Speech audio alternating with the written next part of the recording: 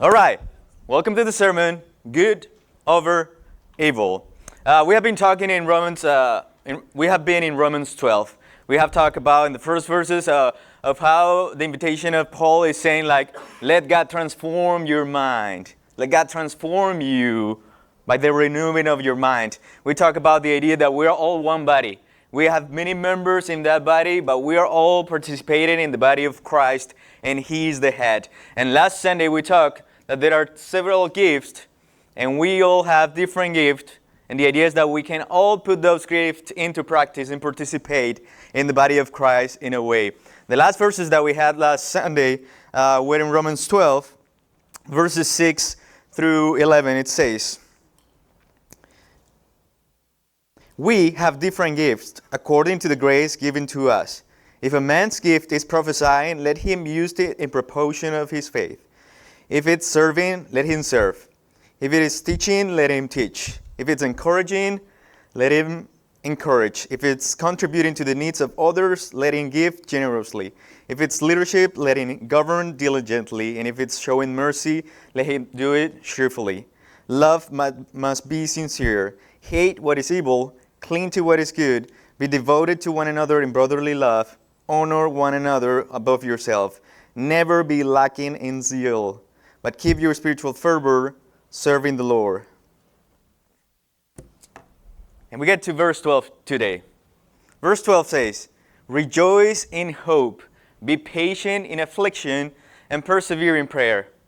And I was thinking about this verse because, and now as you can see, he went from the renewal of your mind to talking about one body, to talking about gift, and now he comes to this. We talk about the idea that sometimes the Jews will have that pattern where it looks like they're not talking in a line that makes sense, but overall it makes sense with the whole idea. Okay, so bear with me. We're going to go through verses, but it's all given and it's going to connect. Even with next Sunday, when we're going to talk about chapter 13 and governing authorities and how that issue is complicated nowadays. But for now, we're in verse 12, and it says, rejoice in hope, be patient in affliction, and persevere in prayer. And I was thinking about this because in hope, when moments are okay, when everything is just okay, well, he's saying, like, rejoice. Just enjoy that moment.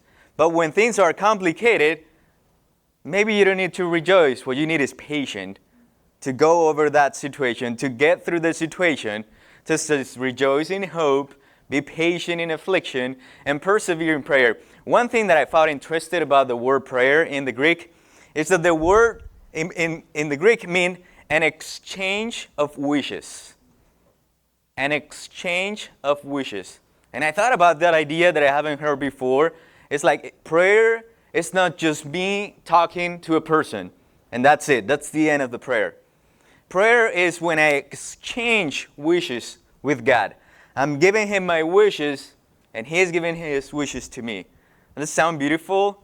It's like an interaction of things that He wants me to do, and I want Him to do, and I want to do, and He wants to do, and we're complementing one another in prayer. It's not just like a monologue where we give and we say things, and normally we get to patterns where we're like just repeating and saying the same over and over again. But it says an exchange of wishes. Rejoice in hope, be patient in affliction, persevere in prayer. Verse 13, contribute to the needs of the saints, and pursue hospitality to strangers. So, contribute to the needs of the saints. There's not much to say about that. Pursue hospitality to strangers. I found something interesting about this, is that it says hospitality to strangers. In Greek, there's no two words, it's just one word. And that word means love to strangers. And we tend to think, I think so, that when we talk about hospitality, it's like bringing someone into our house. And maybe someone that we don't know, because that's the clarification that this version is making. Hospitality to strangers. So it's an intentional love to people that we don't know. If it's someone that we know, that wouldn't be hospitality based on the Greek definition. You know, that would be something else. That would be love. Or that will be contribute to the needs of the saints. Because if a saint needs a place to stay and you bring that person, that's the first part of the verse. But the second part of the verse, where it says hospitality to strangers, is the love. It's the love that we have to strangers. The love that we have for people that we don't know. So it's not just bringing people into your house, but it's every time you love someone that you don't know. It's you love someone and you do an action and a deed for someone that you didn't know before. That is hospitality. Verse 14. Bless those who persecute you. Bless and do not curse them. And this idea of persecute is about the people that are persecuting and pursuing you aggressively. And it's people that is causing trouble in your life. And Paul is saying, bless those who are causing trouble to you. Bless those who are pursuing you aggressively. And sometimes it's notable who is that person. Sometimes we don't know, or it's a group of people, or it's something that is going on. But it's attacking us and pursuing us aggressively. And instead of us like defending us or doing something like that, Paul's invitation is bless them.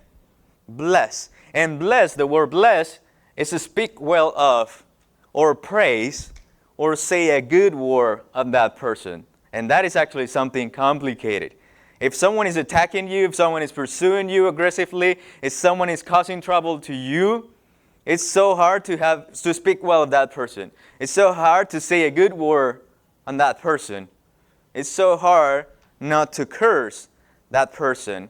And I was thinking this morning while I was reading this verse, just prepping for the sermon, about this idea that bless those who persecute you, and bless and do not curse them. And I was thinking, what about the enemy?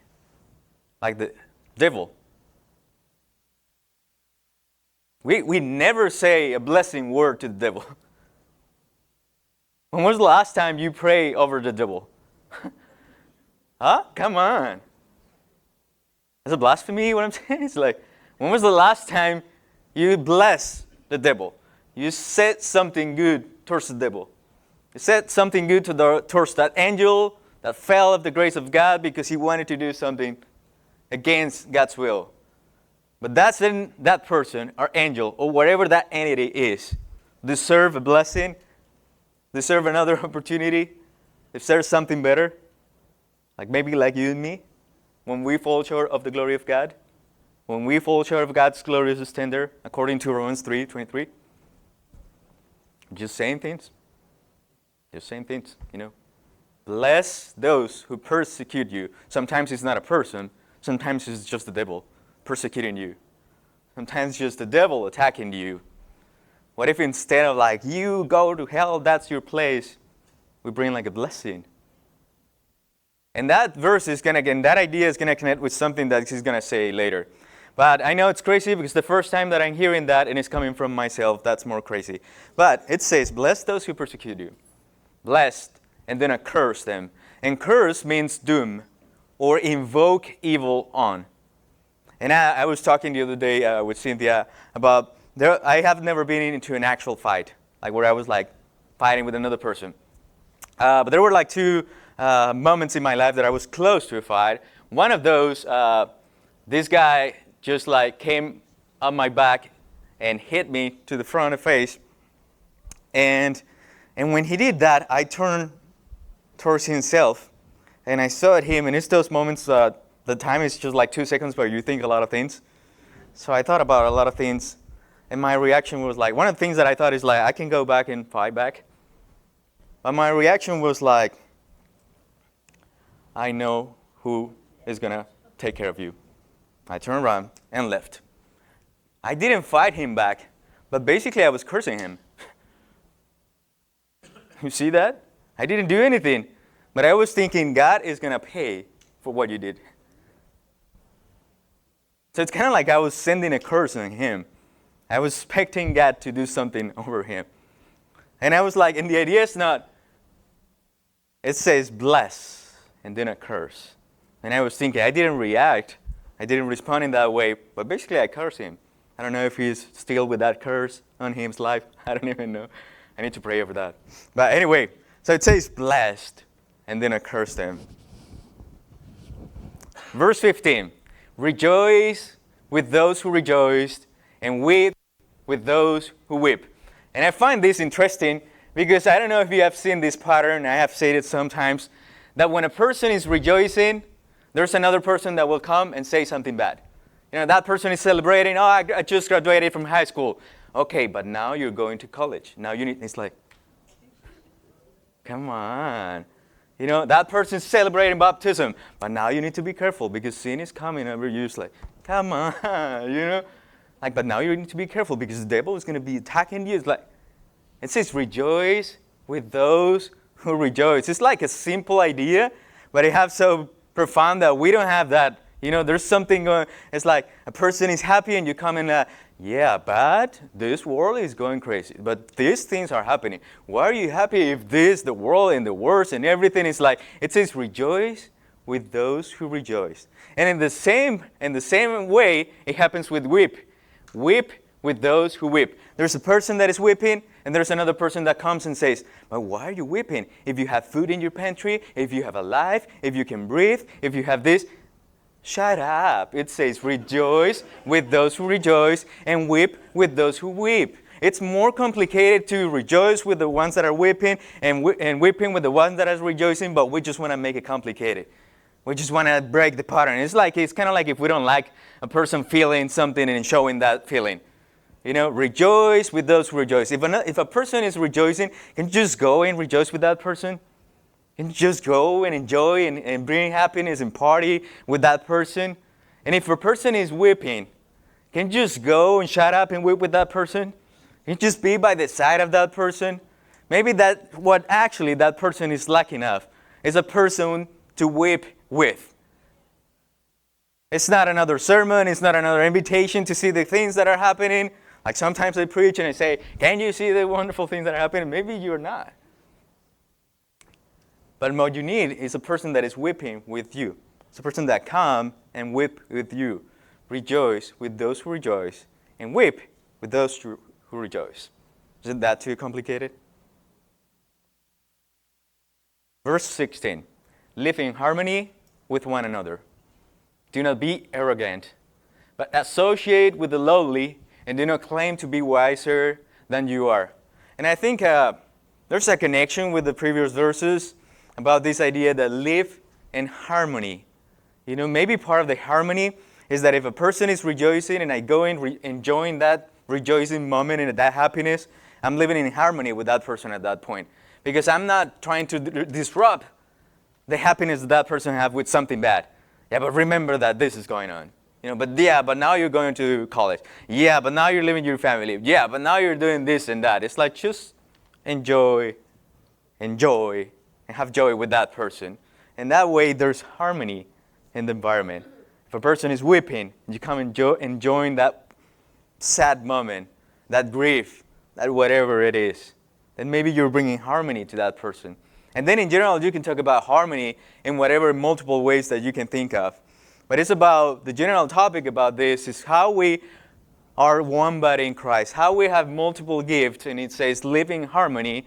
And we live in harmony when things are working in the place that they are. A cappella people, you know what I'm talking about when I'm talking about harmony.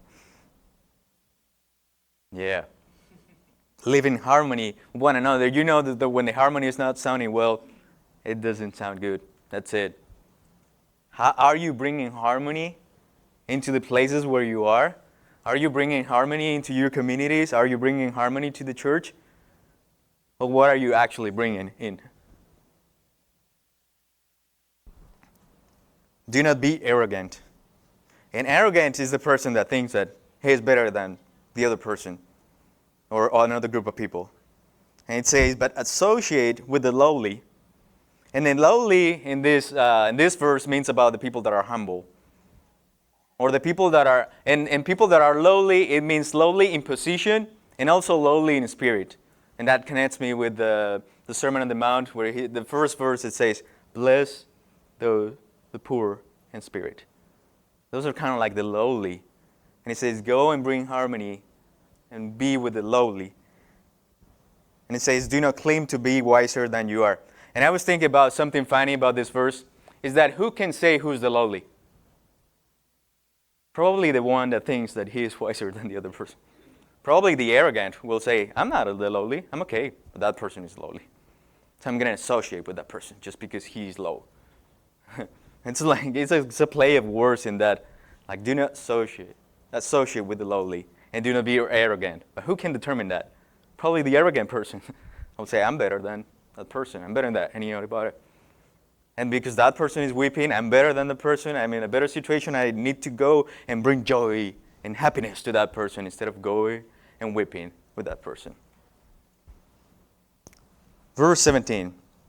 Do not repay anyone evil for evil, but take thought for what is noble in the sight of all. And there is a lot of evil in the world. Like right now, if you go and watch the news, there are a lot of crazy things happening, like wars and division and discrimination and polarization in churches, outside of the churches, in the houses, in communities, in countries, worldwide. There's a lot going on, a lot of things. But the invitation, it says, do not repay anyone evil for evil. Because when you join that, you're just bringing more of the same. Like there's division, and then you're just bringing more commentaries and words that bring more division. Do not repay evil with evil. When there is something going on and a group of people is talking about against you, and then you bring another group of people to talk about them, you're just bringing evil with evil. When there are wars in the world, but you're like at war within yourself and within your mind and with your communities and your families, you're just bringing evil with more evil. Do not repay evil over evil. And it says repay, it means that it's something that is coming to you from someone or from something. It's coming towards you, and it says do not repay evil for evil. And that brings me back to that crazy idea of the enemy is attacking me. But it says do not repay evil with evil, but take thought for what is noble in the sight of the Lord. Instead, do good to everyone. Verse 18, if it's possible, so far as it depends on you, live peaceably with all. If it's possible, and it depends on you. And I want to make an emphasis on that. If it's possible, so far as it depends on you, live in peace with everybody. And I have a quote from a Colombian writer that I think it connects in a good way with what I'm reading in verse 18. So Santiago Molano says this: by struggling with the powerlessness of wanting to change certain things, we squander the opportunity to take charge of many others, especially those that are our responsibility, and that we could undoubtedly change. How pretentious, trivial, and arrogant is the idea of wanting to change the world. As seductive and novel as it may seem, this intention has a single origin and sole destination. It begins and ends in the profound ignorance of your ego. Ouch. Just reading that hit my ego. Because sometimes we want to change the world. Or we want the world to change before I change. Sometimes I want this group of people to change before I change. Because they are the ones that need to change. I'm doing everything correctly. I'm doing everything in a good way, in a perfect way. Those are the ones that are doing wrong. But when they change, then I can change. And the verse is saying, as it depends on you. Because it's not what other people can do. It's not like goals that are just coming from your ego. Like, I need to change the world. You're not going to be able to change the world, but you can change your life. You can change yourself. You can change your environment, the places where you are. You can bring peace into your house. You can bring peace into your communities. You can bring peace into your church. You can do those kind of things. But sometimes we're just giving excuses to ourselves because everybody else is not changing, so I'm not going to change. Because everybody else is not responding in the way you're expecting, then you're not changing. But that is just coming from your ego. Because in that way, you're thinking that you're better than everybody else. And that everybody else are the ones that needs to change. When you have the power to change yourself, and you haven't worked on that so far. But you want other people to change. You want the world to be different. You want something else to happen. Instead of working on yourself. Because you have the capacity to do something on yourself. And you have the capacity to influence on other people, but not to change other people. But you can change yourself. You can do something about yourself. And sometimes it's just this idea and these excuses that when these things happen, I'm going to do something. When something happens, when this group of people do something, then I'm going to do something. Do not repay evil with evil. Bring harmony. Live in peace as it depends on you. What do you need to do to bring peace into yourself, into your families, into your communities, and maybe at some point impact bigger communities, bigger cities in a bigger way? What can you do? Because if it's possible, as it depends on you, what can you do that can make a change in your life and in the life of the people around you? That can make a difference. And if we are all doing that in that ideal world of we're all one body and we have many parts and we're all functioning and we have different gifts and we're all doing and working in those different gifts, then at some point we're all going to impact in a bigger scale. But for now, as it depends on you, bring peace to yourself and to your communities in the places where you are. Verse 19, Beloved, never avenge yourselves, but leave room for the wrath of God. For it is written, Vengeance is mine, I will repay, says the Lord. And that was actually the verse that I had in my mind when I turned around and I said, He will pay you. But this verse is not an invitation for you to bring curse on another person. Like God is going to... Because in that way also you're determining who's right and who's wrong, who's doing good and who's doing bad, who's the lowly and who's better. You're also seeing yourself as a wiser person so that you can determine who's doing good and who's not doing good. When maybe you're not doing your part, you're not bringing peace, as it depends on you. The vengeance is mine. And it says never avenge yourself. And that's maybe like an actual reaction. If someone does something against me, my reaction is to do something. Or if it's against someone that I loved, then my reaction is to do something. And this is hard. Never avenge yourself. And avenge means give justice over, or defend, or vindicate. And it says do not do that. Now another interesting thing is what I just said, is that it doesn't say do not avenge yourself. It says never. Normally it's a do not. Do not do this. But for some reason he said never. It's kind of like never. It's not your place. It's not your position. It's not what you're supposed to do. You're supposed to bring evil, good over evil. Never avenge yourself. Verse 20. Instead, if your enemies are hungry, feed them. If they are thirsty, give them something to drink. For by doing this, you will heap burning coals on their heads. And that phrase is, there are multiple ideas. Some idea of the interpretation of that phrase, you will heap burning coals on their heads, is the idea that they will go to hell, by doing that. But I found something interesting in burning coals. It's the idea of fire with coals, And that Greek word for fire that is in that verse means, go to the next slide, please. The scriptures frequently use fire figuratively, the fire of God, to refer to which transform everything it touches into its own likeness. And I was thinking, if you don't avenge yourself, if you're doing good things over people that are doing things against you, the fire of God will touch that person. But that fire of God is not for condemnation, but for transformation. And I was thinking about the sermon that I did on Elisha, and what the king said, Elisha, Father, should I kill them? Father, should I kill them? And Elisha said, no, actually feed them. Let's make a feast for them. Burning coals were on them at that moment. Because when you do that kind of things, the reaction of the other person is I was expecting you to hit me, and now you're giving me food, now you're celebrating with me. There's something crazy going on.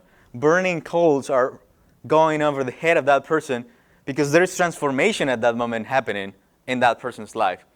I was expecting this to happen, and that the person respond to me in a lovely way. There's something wrong over here. That's not that we're used to see. If like is a country attack another country and then this country send food to this country, it will be crazy. What's happening right now is just they send one, they send two, and then they send three, and then it's just craziness. What if they just have a party together? That would be so crazy. But even our heads will have that fire of God at that moment with transformation of what's going on at that moment. Instead of thinking about like, yes, I'm bringing condemnation, they need to go to hell. It's that maybe they need the touch of God for something to happen in their life also. Because they also need and have the opportunity to have grace over their lives and whatever is going on. Last verse. Verse 21. Do not overcome by evil, but overcome evil with good. And that's the invitation. Overcome evil with good. Where in your life do you need to do that? In what area of your life do you need to overcome evil with good? In what spaces do you need to overcome evil with good? In what places that you're surrounded, that you're visiting, that you're part of, do you need to bring good with evil, overcome evil with good? In what places of your life, of your personal life, in what parts of your body do you need to overcome evil with good?